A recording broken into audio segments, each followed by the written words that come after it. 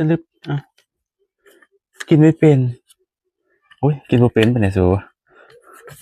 ตายให้ยังไงล่ะครับเป็นคนบ้านนอกแค่ละมันนี่นะคนใจคนใช้วิจารณญาณในการคนใช้จักรยานในการรับชมเด้อทุกคนเด้อถ้าเอาโสดทูตผิดประการใดก็ขอโทษขออภัยเด้อ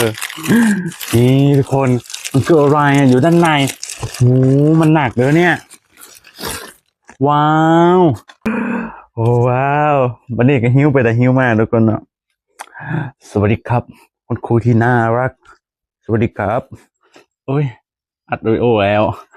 สบายดีพวกครับทุกคนทาง TikTok อีกเติมนอวันนี้อสกคลิปนี้อสกจะมา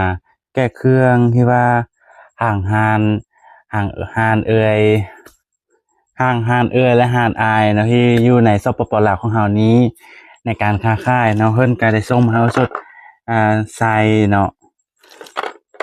โอ้โหอันนี้เป็นหยังเขินโอเคอย่าตื่นเต้นมากเบาๆเดี๋ยวหาอะไรมาแกะกันเด้อเฮ้ยเอาไหม นี่แหละโอเคไม่ต้องอัดให้หรอกนี่ทุกคนสินค้าแท็กยังดีเลยโอ้บุญนาเสื้อจะมีพี่เพื่อนๆหักอสดปันนี้กะขอมอบขอบใจยังเนาะเด้อ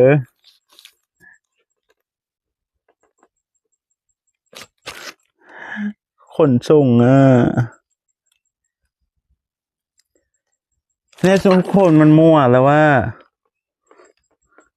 ไม่เป็นไรทุกคนเดี๋ยวสดจะฝากนี่อันนี้จะเป็นฮานของแล้วเนาะก็ขอมอบขอบใจเนาะคนงามก็ขอให้ค้าขายร่ำรวยปังๆเฮงๆร่ำรวยเด้อมาทุกคนมาเปิดนบกันเลยรอใจมาไหวแล้วคืออะไรเยอะระวังแตกโดยระวังแตกก็โซจะเฮ็ดเบาๆโอ้ยมันคืออะไรมีซ่องอ่านทุกคนอันนี้จะหนักอันนี้จะเบาๆจะมีแก๊กเล็กข้างในว้าวขอโหที่คลิปนี้ยาวเด้อทุกคนเด้อโอสุดท้ายยาวเพื่อให้สั้นที่สุดแล้วบุโฮเป็นอย่างแล้วทุกคนเนาะเราลุ้นกันเลยว่าที่จริงแล้วนี่คือการซุ่มของที่ว่าทางร้านท่านส่งมาให้แล้วทุกคนก็ไปตามเอาเองเด้อไม่ตามหรอกโอสุดจะให้คนดูโอเคเด้อโอเคมันคืออย่างอุ้ยให้มันมีสีนู้นสีนี้ด้วยทุกคนดูสิมันมีสีโอ้1 2 3แล้วกันเด้อดาเฮ้ยโอ้คืออะไรอย่าบอกนะอันที่เขารีวิวใน Facebook ไงอันใช่นี้อันนี้ใช่บอเห็นบอเฮ้ยขอบใจเด้อส่งอันตัวนี้มาให้โหยนี่ทุกคนสัญลักษณ์คืออะไรนี่เบิ่งเด้อทุกคนเด้อตุกหิ้วการ์ตูนฟ้ามาแก้ข้างในเรากันเลยทุกคนตื่นเต้นเลย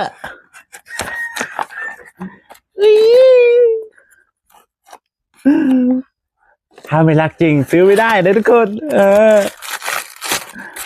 เพราะว่าช่วงนี้ฮอนเนาะเราก็เลยส่งมาให้สดเนาะอย่าสู้ลืมไปอุดหนุนเราเด้อทุกคนโอ้ยเป็นสีนี้นะทุกคนสีขาวจั๊วเลยโอ้ยมีการ์ตูนอยู่ด้านในว้าวมาแกะนำกันทุกคนไอ้ว้าวอุ้ยโอ้เนี่ยอันนี้คือของที่อยู่ข้างในนะทุกคนเนาะขึ้นใส่จังใดขึ้นใส่จังใดสิเอ้าใส่โบเป็นอันนี้จะเป็นสติกเกอร์ติดอันนี้นี่น่ารักบอว้าวหุยความฝันคืออยากได้ทีนี้โอสดก็จะกินน้ เอาน้ำแข็งใส่ก่อนอื่นก็ต้องล้างก่อน น้ำใส่เอาน้ำใส่เต็มแล้วทุกคน นี่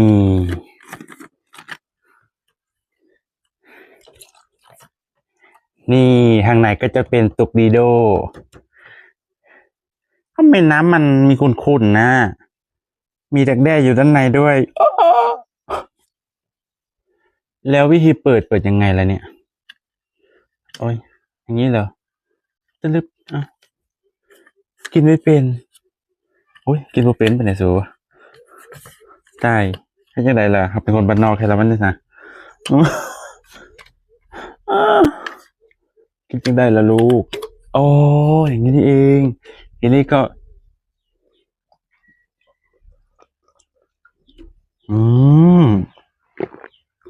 เส้นใจ โอเค เอาไว้นี่แหละ คนใช้วิจารณญาณในการ คนใช้จักรยานในการรับชมเด้อทุกคนเด้อถ้าเอาโสดทูตผิดประการใดก็ขอโทษขออภัยเด้อ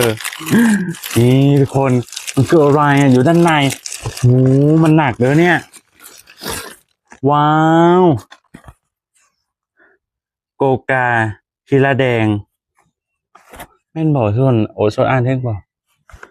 โกกาทีหิ้วแดง โกกาหิ้วแดงอ๋ออย่าบอกนะเป็นสีแดง